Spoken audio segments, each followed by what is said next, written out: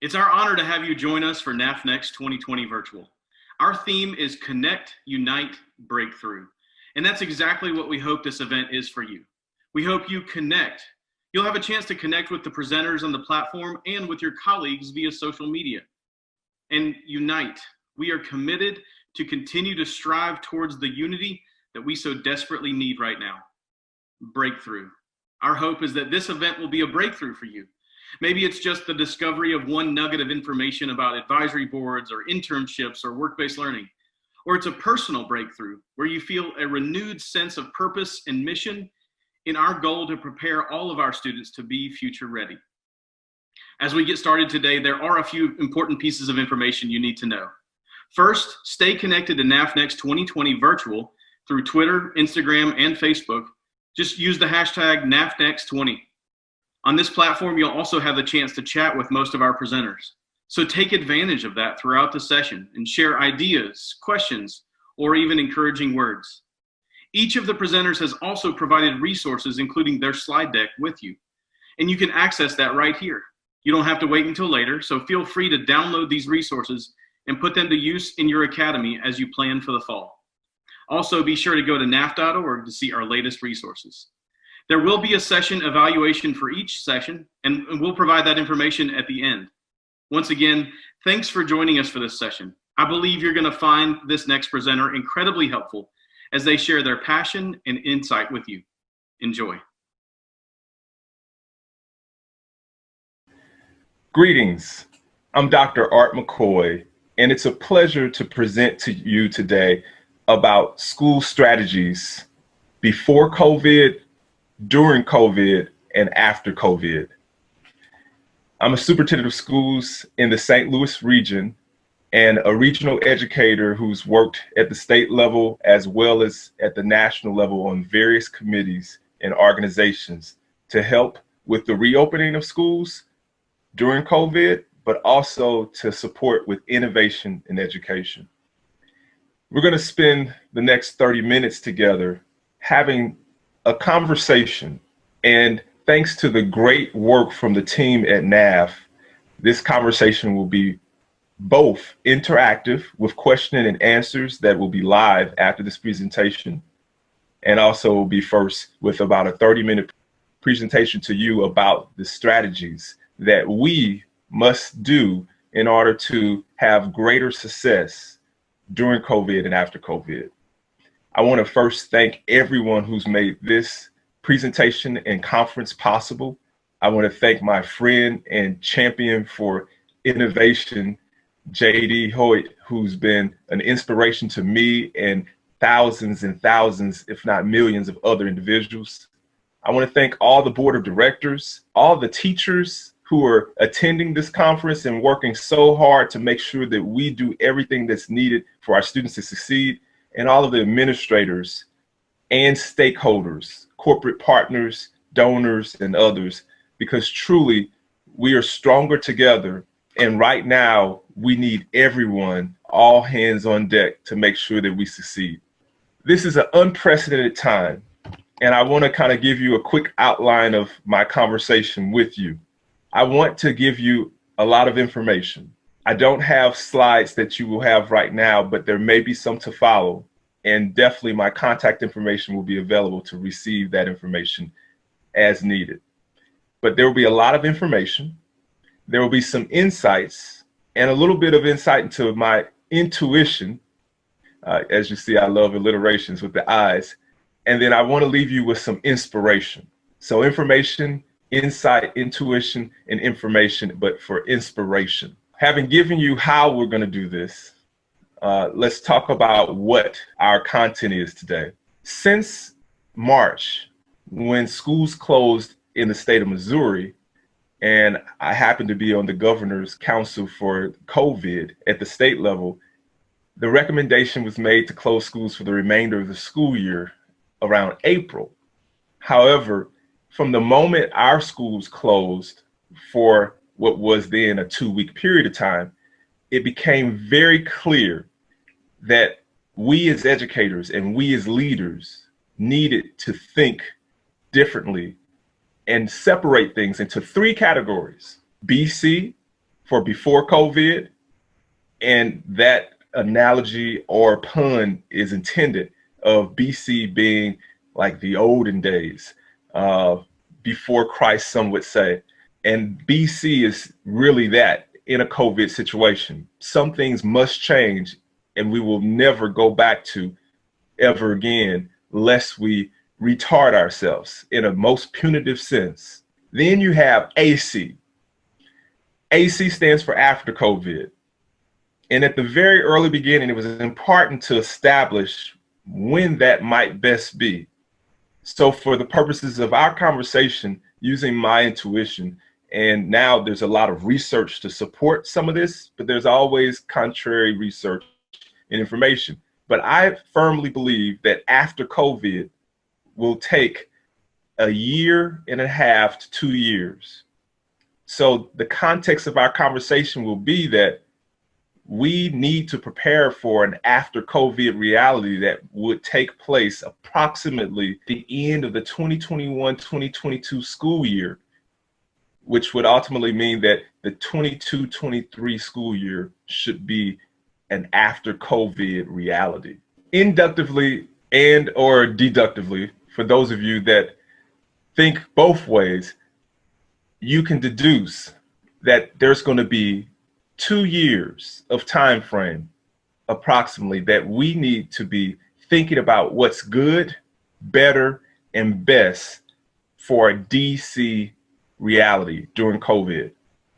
But we also need to be reaching for a better tomorrow than today or yesterday, which means that there are some things that we know we must include as we reconstruct education for an AC reality, an after COVID reality. So to give you a wise statement that I've heard from the past, this is what we are in the middle of right now and about to do as we go forward in this DC reality. I'm reminded of the statement that some people are pessimists and they may say, boy, it's hot in here. Because truly some things are getting heated up right now.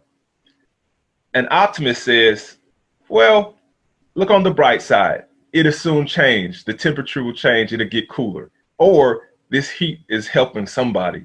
So let's just not complain. But I want us to focus on being leaders. And leaders are the thermostat, which truly change the temperature. And so as we move forward discussing BC, DC, and AC, I want you to focus on being the thermostat, the leader that literally has the control and the power in your hands to change the temperature of what education can be and ultimately will be in DC during COVID and in AC. Let's start. There's a few things about BC that I want to just run down the list. Some of you may know and already have these things like seared in your mind. In a BC reality, we had certain things that were essential to education. They included seat time. Our whole system of credits are based on seat time, how much time is in the student is in the seat in the classroom.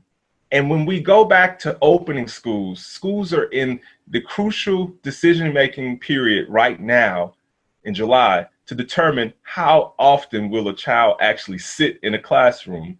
How much of it will be virtual? Will it be 100% virtual? Will it be 50% blended learning where you come half the time, either 1 week at a time and they're at home 1 week at a time, or 1 day at a time where you're there 1 day, after the next day, or within 1 day, will you be there for a half day and then do more virtual learning? Literally, we are obligated to think beyond seat time. The other piece that's been a sacred cow in education is going through a complete entire curriculum because the state obligated the Department of Education to focus on certain standards, and then the school district established a written curriculum that then said, let's follow this book or this site or this plan, curriculum map, step by step until you complete it all. And teachers would go through each part, and ultimately, in the end of a year, we say we finished, and we would assess students' learning along the way. That's clearly a BC practice. During COVID, with less seat time, it obligates us to focus on power standards. and to reassess what's essential, because clearly you may not get to cover all the content. Secondly, you may cover the content, but not have any clue of how much mastery there was of that content. And frankly, if a student can't connect virtually, there is little to no mastery, self-evident. So in DC, we are thinking about what's essential, what can you eliminate, and what must be taught.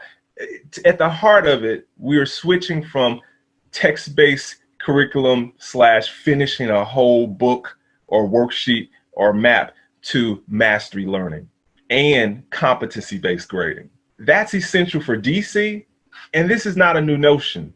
This is essential like never before, certainly in AC, when there's less seat time, less face time, even by computer. But the goal is lifelong learning and learning in general at a high level, then mastery learning is essential.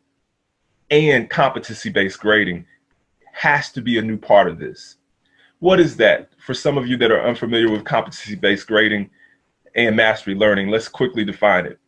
So mastery learning is when you ultimately present some information and then you assess the students. You assess them often before they take the information or receive the new content, and then you certainly assess them after they've received some content, and you assess them to see if they're at 80% mastery of the content or proficiency. Some do 70% proficiency with the cutoff of a C being sufficient. Now, when you add competency-based grading to that, of course, with mastery learning, you reteach and you reteach and you reteach until there's 70 or 80% competency. But with competency-based credit added to mastery learning, you give a student an assessment of the entire class or half of the class, and in some cases, units. And then if a student is already competent in the entire course, for instance, you've given them the course final or a district-approved assessment or state-approved assessment, and they meet a 70%, which is a C- in most systems, or an 80%, which is a B- in most systems, then they've proven that they don't need further instruction on that content which was assessed because they are already competent. And then credit is awarded on the basis of already knowing it, even if there wasn't one day of classroom teaching, or if there wasn't more than 2 weeks of classroom teaching, credit is given because competency was there. During COVID, this is going to be essential because the amount of time that we have and the amount of needs that various students have really strike at the heart of the next point, but it makes competency-based learning and mastery-based learning the foundation which we rest on. The next point that I'm going to make is very overall about BC versus DC versus AC.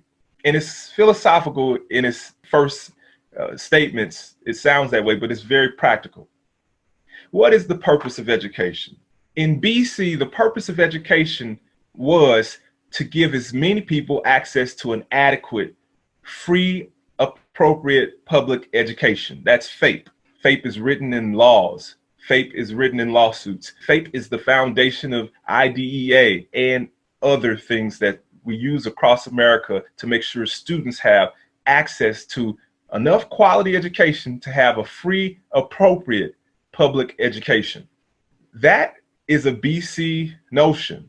Now, during COVID-19, the question is, how do you provide a free, appropriate public education to all students who may not ever come into your school setting again, some who may never walk into there again because of being a high risk category student or having high risk category parents or having life needs?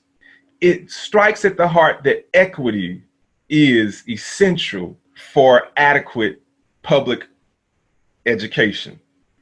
Without equity, there will be no way that you can meet the speed of the need at the level of need for each child to succeed. And that's the new bar. That's the new standard during COVID. Either you are not meeting the speed of the need at the need, and you're leaving some kids behind who will not be educated, who will have packets, who may have a Chromebook or a laptop but no access, who may have Chromebooks, laptops, and access but no support at home or no home and no environment to even begin to utilize it. And now you're forced as educators, and we're forced to really truly provide a level of equity that allows for every child to succeed at learning. This was not the purpose of education in BC. We could go through the history, and I'll give a quick soundbite to it because we have the time.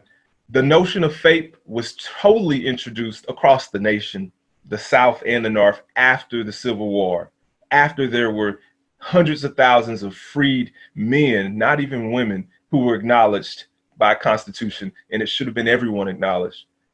But that the Freedmen's Bureau created a setting of schools to appropriately educate freed slaves in addition to others. And it was Robert Smalls, the South Carolina senator, who introduced the bill in South Carolina that created FAPE in that state, that then proliferated that it was okay for it to occur in all the other southern states, which then matched that was being provided in the northern states.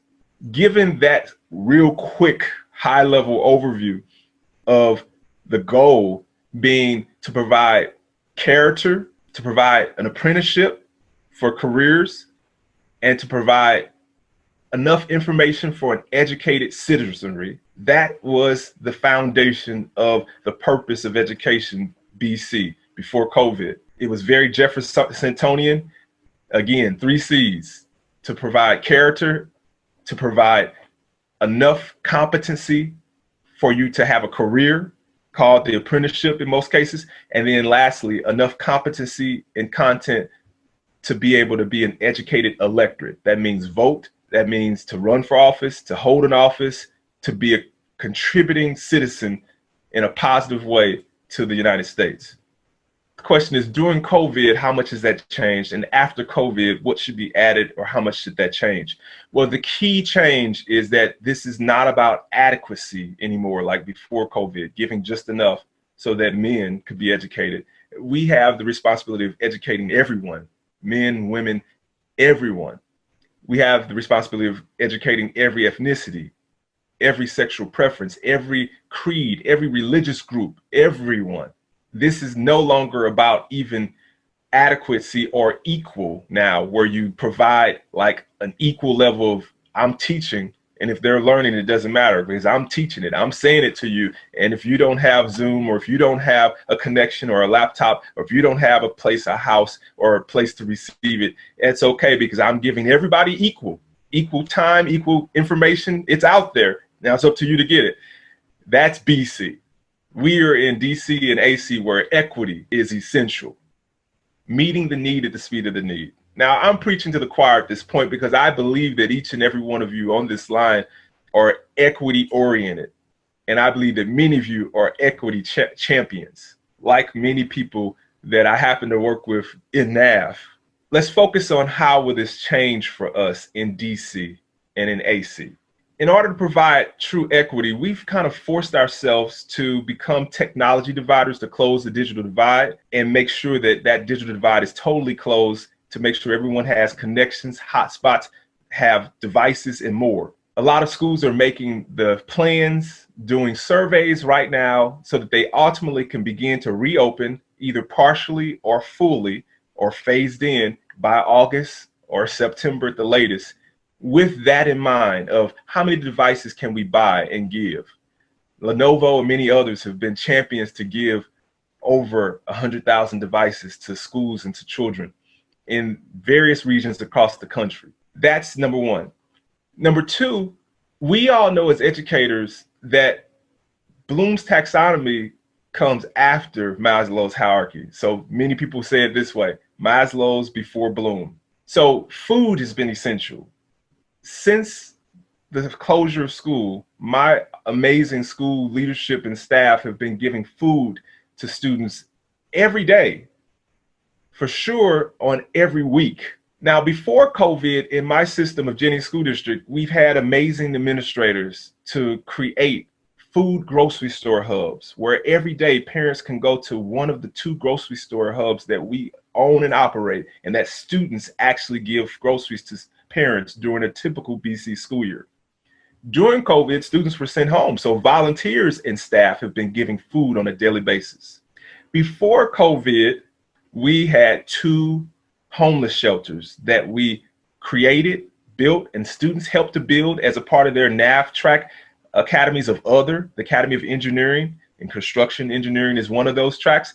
They helped to refurbish, close down buildings and actually houses that were vacant to have them be created and built and actually livable. And we have about 20 students over the course of a school year in BC that have been with a house parent, a Hope House parent, in a house that students built with food, clothes, and shelter from the school district. Now during DC, and for sure in AC, the needs of that fall under Maslow's hierarchy. If you don't have a roof over your head, you're not going to be really concerned about whether I'm logging into Zoom to hear a lesson, or whether I'm going to even physically make it to school in order to receive what's there, because I literally have no security of my livelihood, my life, where I'm going to rest my head, the food I'm going to eat. And so it becomes incumbent upon us to really, like never before, partner with homeless shelters. That's how we started. We partnered with a homeless organization to say, how do we create this and construct this for ourselves? And then students literally had a career pathway to do it that was approved by the NAF track academies to have it be one of those.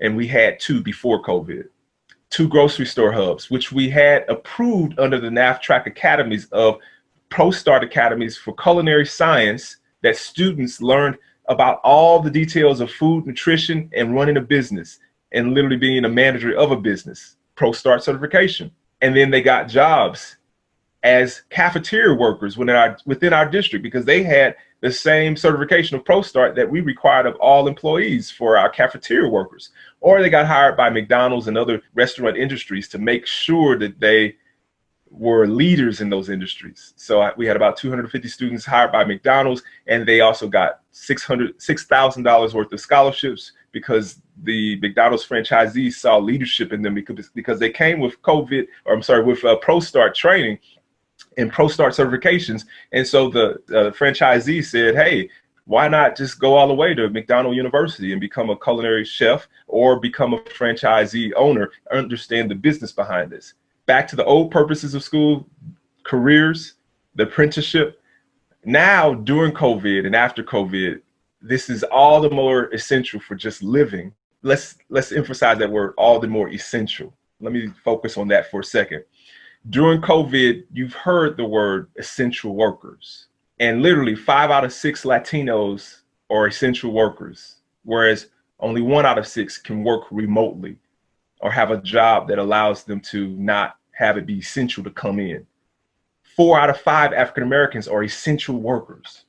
Only 1 out of 5 African Americans have a job across the nation where it's not essential, required, mandatory that they come in during COVID, regardless of the threat of their life.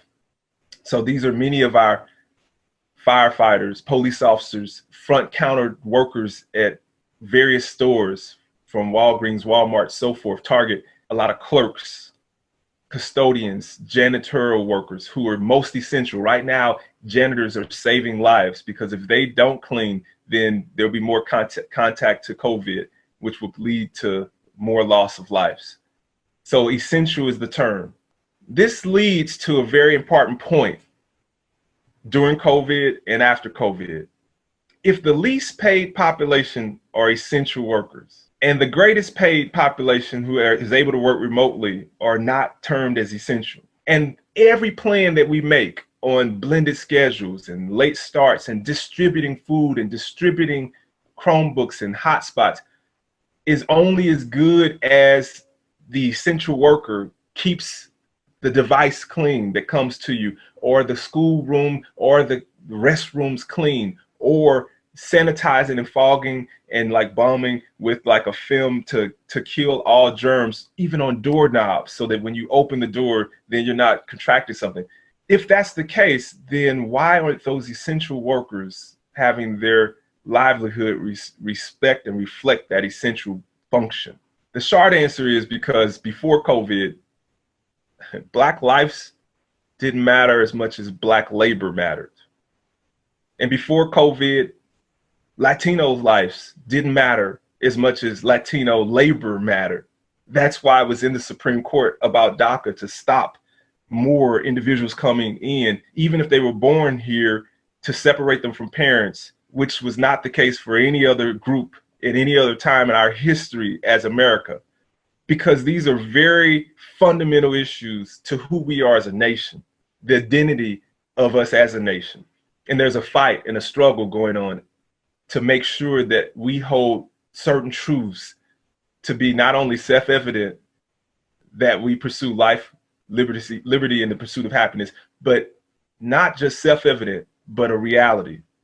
And so during COVID, it created the perfect situation for people to literally see and understand that for our personal health and safety due to something called COVID-19, we are reducing our freedom and liberty, going into our homes to retreat, to stay safe, and those who are able are working remotely to continue livelihood, and others are having to still face the risk of death to just keep business going. And then if you witness the death of a person from a person of authority, for instance, like George Floyd, and again, let's not ever get it twisted.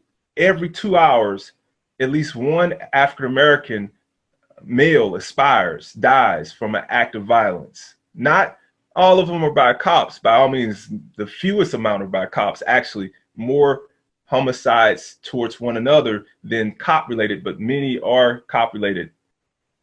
But the fact is, every 2 hours, one aspires, just from the group of African-American males, not to mention females of any other race or males of any other race. So then you have this real lesson during COVID of essential workers. Life is so essential that you need to quarantine yourself and close all schools and shut the economy down, because life is more important than some liberties. And then during that situation, you see a life taken away, aired on TV, and then you have millions of people say, no, I think we got it backwards here. Liberty is more important than life, because if we're in a place where our life is going to be taken away at whim of individuals, then we need to march for more freedom and liberty and respect of our lives. And that applies to everyone.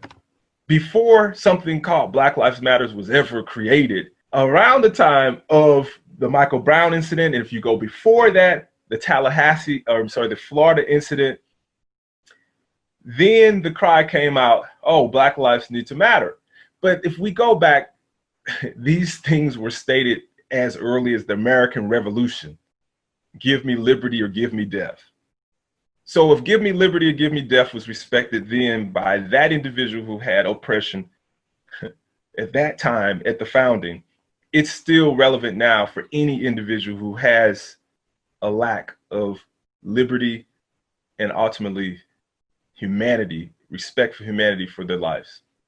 Now, in the context of COVID, I just wanted to make sure that you understood why and how this is a DC reality. And you as an educator has a responsibility to understand this reality, because frankly, your students are going to come into a virtual situation or a physical situation with you and want to know why. They want to know what happened? Why did it happen? How did it happen? When has it happened? How long has it happened? How long must it keep happening? And then ultimately, what ought we do to make tomorrow better than yesterday and today? So during COVID, we still have the goals of career and college support. That's not going away. We still have the goal of character. That has to increase, because it kind of started to get muddied and fade away within schools. But now you have people on the streets and they're showing character on a daily basis. You have Supreme Court judges who are delaying a decision because the answer to the question shows the character of us as a country. You have politicians running for re-elections. You have all sorts of character tests occurring at rapid speeds that will ultimately change forever the course of our country based off of the contents of our character. So during COVID, I argue that the strongest thing that you have to make essential is you have to eliminate anything that's going to be a piece of paper that ultimately wastes the time of you and this child that you're about to educate, and risk your life to literally come into a building to educate and not express the contents of our character that really formed the country and the liberties that we have. So that leads to the question of what essential 21st century skills would there be after COVID? I argue that the essential 21st century skills literature that's been written, some of it is okay, but some of it needs to be added to and enhanced upon, such as remote learning is an essential 21st century skill to help students have the problem solving to be able to find a safe space to get the digital content or the materials, the computer, the laptop, the hotspot, and ultimately make a way to even connect in order to have a virtual experience. Remote learning is an essential 21st century skill because if you have remote working that's essential for the privileged, then remote learning is essential to prepare our students to be privileged enough to do that. That's why I was so just elated that NAF did a pilot across the nation of a remote internship with KPMG and Lenovo, and my students were a part of that because it's an essential 21st century learning skill and skill for after COVID. And we have to spend this time during COVID because we're morally obligated to help our students not just survive, but thrive. So give them what the remote workers get, not the essential workers. Give them that. We want that. If you don't, you'll get it later. You'll understand it later. Secondly, essential 21st century skills includes having the character to be able to understand what's happening around you, to you, and with you, or without you, in a citizenship sense. So we've been working on helping students with internships, but frankly, our corporations, many of them are taxed, furloughing, laying off people, and there's a higher level of older individuals who need jobs than there are younger individuals who are getting internships anymore. So the only way we're going to be able to, during COVID, re-obtain the seats for those internships without continuously having to waive the 120 hours of apprenticeship internship requirements for just now is to educate corporate leaders, partners, and ourselves as educators why it is essential that our students not only do the essential work of janitorial work, which is honorable and needed and the key to saving lives during COVID, but if they choose to be a custodian, then that's one thing. If they choose to be an engineer, then that's what we're responsible for equipping them to be, whatever they choose to be. But ultimately, we must equip for equity, and especially after COVID, because all of it is becoming so blatantly clear of how the system works that we now have a history lesson every day, almost every hour. During COVID, it's essential that we as educators and leaders are smart and continuously educating ourselves to everything that's going on because the world has changed in many ways. And in some ways, the world remains the same. It's the most beautiful and complexing paradox that as different as this world is during COVID, really it's an acceleration for how the world has always been for some people. Some people have always had to quarantine themselves or to hide or to be left out of something because of risk of life. Some people have. Some people have always had to be an essential worker and pay the less while others get paid more.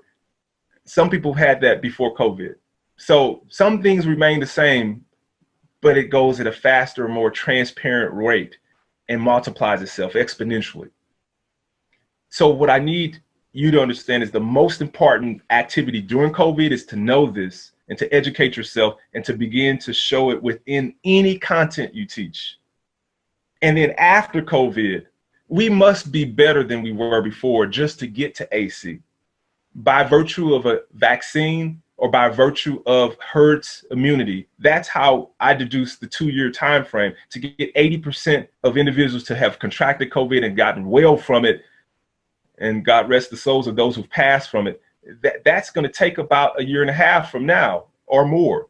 and to have a vaccine, which everybody would feel safe enough to take, that's been distributed fair and equitably to everyone who needs it. That's going to take about 1.5 to 2 years, even if it was created by the end of this year. The distribution plan will take that long. Just like reopening the school takes longer than closing it, distributing a vaccine takes longer than even creating it if you're going to distribute it to everybody. During COVID, of course, if you get to the granular things, daily average attendance, which is the mechanism for paying for public schools, is not going to be as adequate anymore for funding schools if people are given permission to not come daily to save their lives. So that's huge.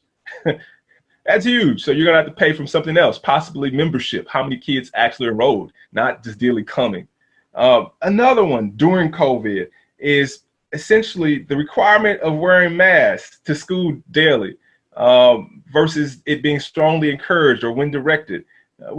Before COVID, kids who wore masks were considered gang members for the most part, and we directed them to take it off, and if they didn't, some got suspended for up to 10 days, which leads to another thing of during COVID, suspensions. If it's virtual, you shouldn't exclude someone from a virtual environment unless they're threatening on that virtual environment, then the suspension. So that would be a nice way to do it. Reduce your suspensions and put everybody in a virtual situation, even alone if necessary, but they still have access to learning. School-age children are at literally 0.00 across the nation in deaths from March into at least June. And it's possible that that's still the case in July. That doesn't mean no one's passed away, but that means that so few children have passed away from COVID that it's literally still 0.00.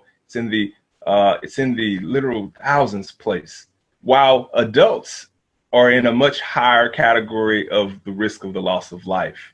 So ultimately, during COVID, it's adults' lives that many of the strategies that we must implement will be saved. It's the adults' lives that we will be saving.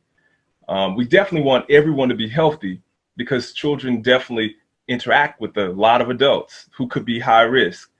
And so a fundamental shift during COVID is shifting from a philosophy of students first, which we've had in our school system, and I know many other school systems have, to a philosophy of health first and health and safety first for everyone, and then student learning and engagement as a high second. Ultimately, without that shift during COVID, there will be lives lost. And teachers must have the courage of firefighters and other professions that literally risk their life on a daily basis to walk into a fire or to walk into a situation that is a fire that literally could take your life, that is practically designed to be harmful by virtue of the situation, but then by virtue of your presence, you make it better. You make it possible for others to live, and not only live, but live well and succeed. That is our new requirement. That's the character that our during COVID reality requires of us. The courage to walk into a fire or situation that could take your life, but ultimately still preserve your life so that not only you, but young people and our entire nation can continue to thrive. Because without an educated electorate, we will not thrive as a nation or as an individual. Without an understanding of life, liberty, and a pursuit towards livelihood that helps to facilitate happiness. That's what we do in NAF. That's what we do as educators. Literally, we produce life, liberty, and a pursuit for a livelihood that leads to happiness, internships, education, character development, and more. We must have the courage to do that in a life-threatening situation within any space that we interact. And we must, as leaders and administrators, give people the equipment to keep and preserve their lives, just like a firefighter has a hazmat suit or has a fire heat protective suit or has oxygen tanks and masks, knowing that they're going to walk into fires, and water, of course. We need to provide those same life-saving tools to everyone in our system to walk into this fire and to still have students not just survive, but thrive. Not just students, but our entire society. So then it poses the point that in order to get beyond during COVID, DC, into an AC after COVID, we must be better than we were before. It's only going to be possible by us being much more alert, aware, and with the character to push past our current reality, the present. So I'll stop with that, and I'll wrap us up with a little bit of a poem that a student wrote for me, middle schooler who was going into high school, and it's so relevant now. Hopefully this inspires you. This young 14-year-old girl at the time verbally said to me, "Who can I turn to? I'm a person lost in the world. I don't know where to run. I don't know where to turn. I want to be treated like a person who exists. I want to be seen for more than the outer me. I want to be seen for the person placed inside of me. But I feel like I'm all alone in the world. I feel like there's nowhere to run or no one to run to when I feel like it's the end of me. Sometimes I want to run away to a place where no one can hurt me. Sometimes life for me will never go right. As much as I try, it just never goes right. So what should I do if the problems I face won't come up from this deep, dark place inside of me? Who can I turn to if I can't even turn to the person who gave life to me? Who can I turn to?" The answer is you. The answer is me. We have been brought here. We have been born for this moment, this purpose, this time, to not be a pessimist, to not be an optimist, but to be a thermostat that changes the temperature of our climate. We can do it together. We must focus on mental health and well-being, because when people feel like it's the end of them, and when people are really at the end of them, including teachers and educators who will have to go into harm's way during COVID in order for us to get to AC after COVID, that's the shift from students first to health and well-being first. We must take care of our teachers, our staff, and understand that they are in traumatic situations as secondary trauma recipients or primary trauma recipients, in order for them to have something to give to students and families in their trauma and situation. I'm so pleased about our staff and our leadership, our HR, who added 2 therapists for adults only for the staff, in addition to having 2 therapists for every student in every school building, having parent-child interaction therapy, but to have therapists for our teachers before getting sent out of the system through HR practices like Concentra and other things, to have someone just to talk to. Because you clearly cannot lead on empty long. We must be able to meet the mental challenges, the mental health challenges, the physiological, the Maslow's, before we tackle Bloom. And then when we tackle Bloom, let's eliminate the fluff. Let's eliminate the unnecessary stuff. Let's use competency-based learning assessments in advance that say, oh, they already have it to 70% Let's move on to what is at the heart of what we do. And that is tremendous character that allows for tremendous content to resonate within someone's mind in order for them to then have a tremendous life that leaves a great legacy. So I challenge you to reach into your soul, build up the confidence and the character to do what you've been placed here to do. Because in this situation, there are no big I's and little U's. Everybody has a part to play towards success. It takes every one of us reaching into our souls and being better, bigger, and more bountiful towards the purpose of equity for all. And it's my hope that if we can do this well enough to get beyond DC, then AC will be a matter of what great attributes to keep, what great innovations to expand, what great technologies and digital divides to sustain, because we did it already. to get past DC. And now it's a matter of just what volumes to turn up and what actions to turn up and which ones to turn down.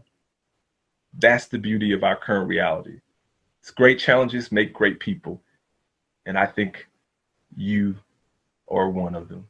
Thank you for this time together. Thank you for being in my session. I look forward to some Q&A with the time remaining.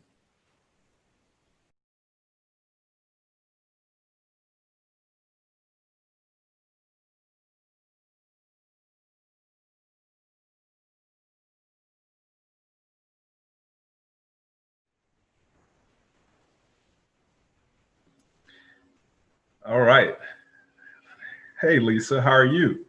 Great. Thank you so much, Dr. McCoy. That was really incredible. And I was watching in the chat, it was clear that this was just resonating with everybody, especially as you think about DC, BC, AC, and thinking about what we need to do and how we need to react when we get to all of these different points. And when do we actually just sort of forget about the before COVID parts and just move forward? And so that really seemed to resonate with everybody in the chat. And so I want to encourage everybody to please ask questions. Dr. McCoy is ready to do a lightning round of questions, and we'll just spend a couple minutes on each one so that we can get through as many questions as possible.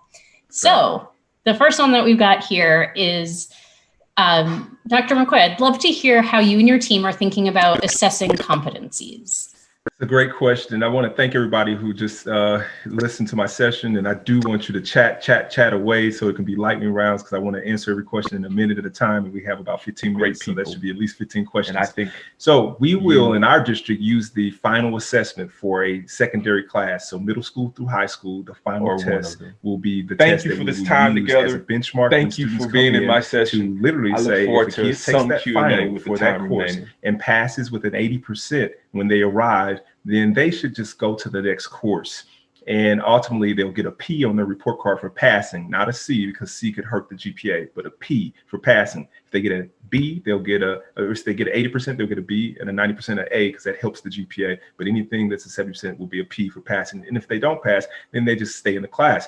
Then for what they mastered, we will let them not have to listen to or relearn. That's competency-based now teaching, and mastery-based teaching. If their competency was there already on some key power standards, then we'll go to the standards that they didn't have competency. And so we'll use our district benchmarks for grade levels kindergarten through 12th grade to do this, and the class finals for secondary classes in addition to the benchmarks.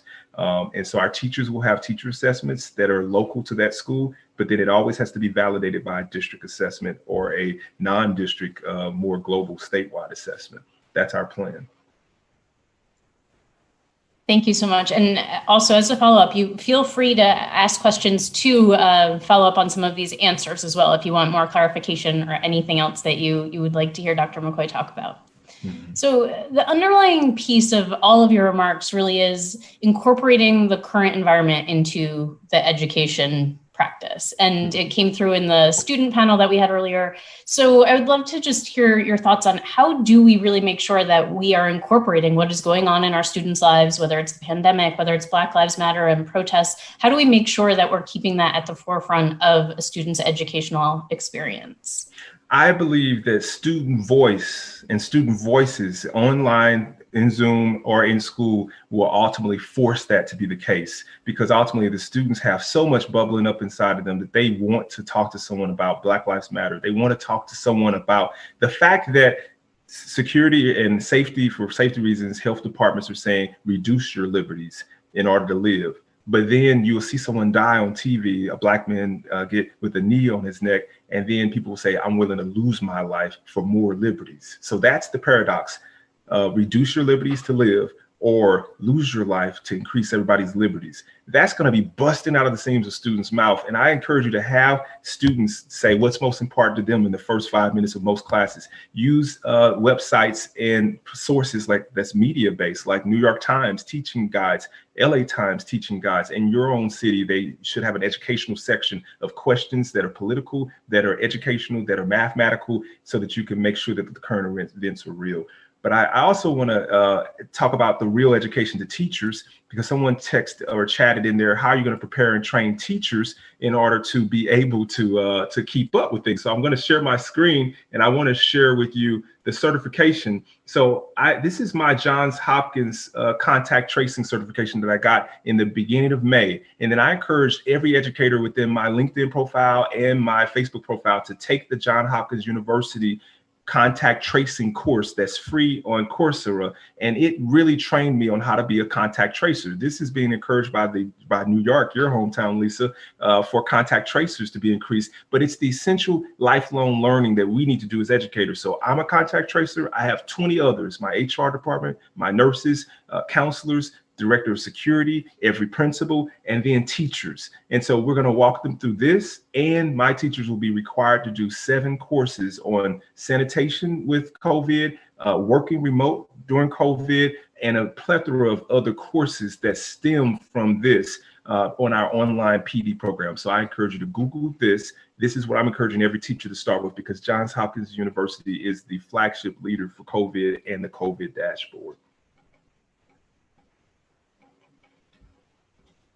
Thank you so much for that. So we actually have a follow-up on the competency question. Mm-hmm. How would you expect that partners are able to engage in the assessment of competencies? So if there's community engagement or business partners who might be able to help in the assessment of competencies? That's a great question. How can partners help out with the assessment of competency? So first and foremost, corporate partners can help us know what essential learning should occur. What is essential? What's expected to be able to work in an environment, to be able to thrive in a business environment? What's scientifically expected? What's mathematically expected? And more. And so ultimately, we need our corporate partners, and we also need our outside nonprofit partners to say, here are the essential power skills that students need to have in order to succeed in this specific work environment. So then ultimately, teachers have a certain set of skills that they have to be able to incorporate that takes out the fluff, and that only focuses on, or mostly focuses on, the power that a student needs to get: the mathematical power, the reading comprehension power, the ability to have power skills like being able to communicate your elevator speech in 60 seconds, talk about your character traits, your determination, your problem solving, and so forth. And so when you strip out the cute stuff and you strip out the fun stuff, those are the essential power skills that every teacher needs to have reinforced. Now, let me make this very clear, because I said I would share pieces. I'm going to share another slide here really quickly so that you can see.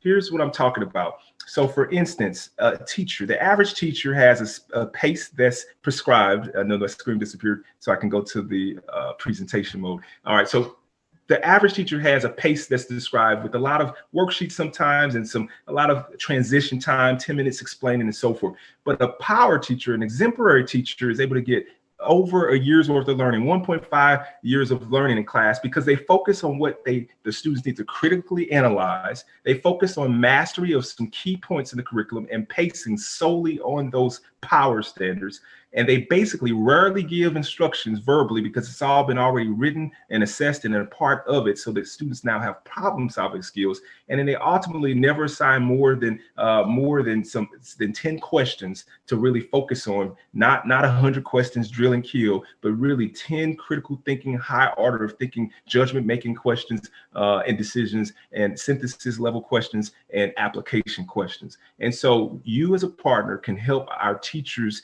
and all teachers can help teachers become power teachers that focus on exemplary power activities, not the types of things that gets compliance from large groups of class sizes. Classes will be smaller, timeframes will be different, and now we don't need competency, we need critical thinking and power standards. Thank you so much for that. And I know that that's going to be helpful for so many listening to this. Continuing on the competency thread, there's certainly a lot of interesting questions on this. The next one is, could you address the gaps in resource competency as well that is dependent on the economic metrics of specific school districts? What mitigation approaches can a school district proactively implement? That's a beautiful question. So first, I want to give you a literal answer, and let me be detailed. I'm gonna be fast. So do some research or let's follow up because that's really good. We need a lot more money. I'm right now writing and helping to write for my senator, my U.S. Senator Roy Blunt, the parts of the HEROES Act that's needed for the second round of stimulus funding. And in that, I asked for $600 million for the nation to have 24-hour rapid nasal testing that can get results back in 5 minutes to 24 hours so that you can literally do school. Otherwise, it's not safe if you can't have a test that's not going to hurt or be afraid for students to put up something on them. So swab based instead of like this only nasal, but nasal too, but in a non-harmful way with results in 5 minutes to 24 hours like the president. And if with $600 million, you can make that happen, and then you'll have a greater likelihood of having students stay at school, even if they chose to come and showed symptoms or were asymptomatic. But the point is, the HEROES Act gives us an opportunity to advocate for ourselves as educators to say we need $600 million for PPP or PPE. We need $600 million or more or other dollars for a PD and innovation center in site in every city, major city or state to be innovative on how to do remote internships, remote learning, and to actually support groups like NAF to be paid to be that type of professional support for organizations because you've done it already. You're already advanced and ready. We need those funds for mental health because now, before COVID, 7 out of 10 people were traumatized in the United States. During COVID, DC, 10 out of 10 of us have been traumatized, meaning have a situation that we have no control of, has affected us, the security of our well-being and life and more. We're all traumatized to some degree. Therefore, you can pay for wellness and well-being and therapeutic services and PPE and more through the stimulus bill. Now, secondly, beyond the government doing it, you have to seek corporations and ask for corporate dollars because there's millions, if not billions, of corporate dollars out there with organizations that have a corporate responsibility to help meet that need of what your issue is, be it on equipment, be it on PD for teachers, be it for food and supports. There are tons of organizations that give. We've gotten over $500,000 in the past 2 months from different organizations that I could name that are really sponsors of NAF also and supporters of NAF because they have private dollars to meet needs. So the answer to that is increase your private public partnerships and get out there and don't be afraid to ask for big bills. This is my last soundbite that I always say. When you have this many protests on the street, we don't want small change. We want big bills, y'all. That means don't ask for nickels, ask for billions. Ask for policy that's going to change the world, and it will happen. That's how we got $500,000 this last month, because we know that the feet on the street are saying no small change, big bills, y'all. That's amazing. And I think that really, again, is just something that everybody needs to continue to think about. And how do we just think big? And as you were, again, going back to your BC, DC, and AC, like how do we make sure that AC has all that big picture thinking because of what we're doing right now? Mm-hmm. But in a very basic piece of this, in thinking about during COVID, one of the questions we got is how do we make sure our teachers are safe? How do we bring teachers back safely? We know that students potentially don't carry the virus in the same way and don't get as sick, but what do we do to keep our teachers safe? Right. Great question. So I know we have like a minute and a half remaining. And what I want to do is I want to share something with my time remaining. Hopefully I'm sharing my screen. I want to share a chart about how to keep people safe and how we kind of analyze this. And so I know my screen, I'm going to convert it so that'll take a few seconds away so you see a better version of it.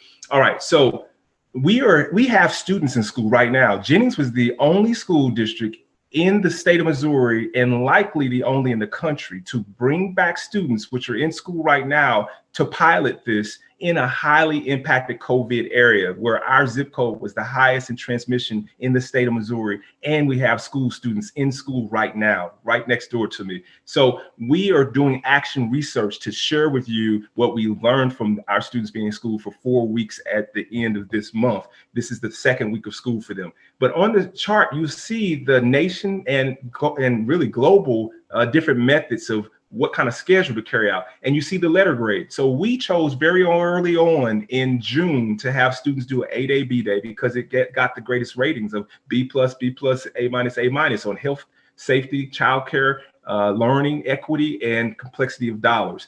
all other models had a lesser amount of success, including the Denmark model, which was basically having pre-K through 4, which we do have pre-K through 4 coming every day. So we did AB for grades 4 through 12 and every day for pre-K through 3, because the younger kids don't have as much, not as much death, 0 death cases in the state of Missouri for that age range, and ultimately different symptoms. So you have to, in the time remaining, educate yourself, know the data, and do action research. Publish it as a white paper, share it with your district, and then be loud about it, because ultimately we are lifelong learners. We are experts. We have to say it, do it, not just speak it, but walk the talk, and then share your learnings in a paper to share with people. Hey, this is the research that we've done, and this is why we're going to make this change. So we will be sharing more information across the globe, but ultimately we're all in this together.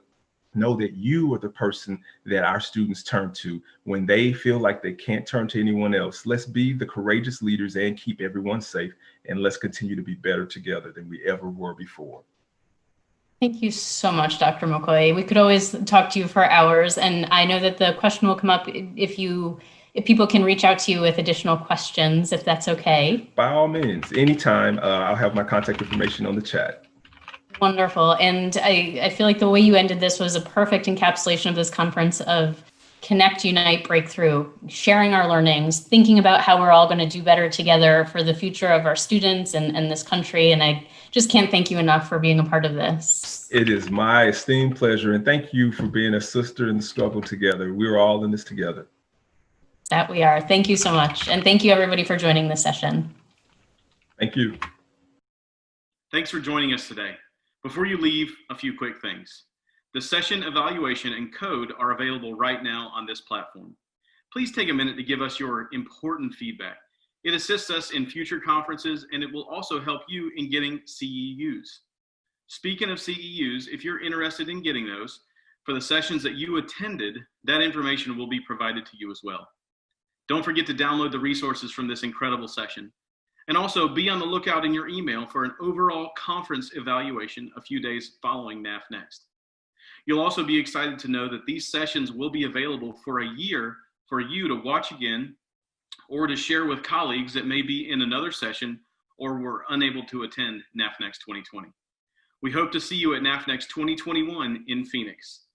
Thanks again for joining us, and it's an honor to support each of you and together strive to prepare all of our students to be future ready. Have a great day.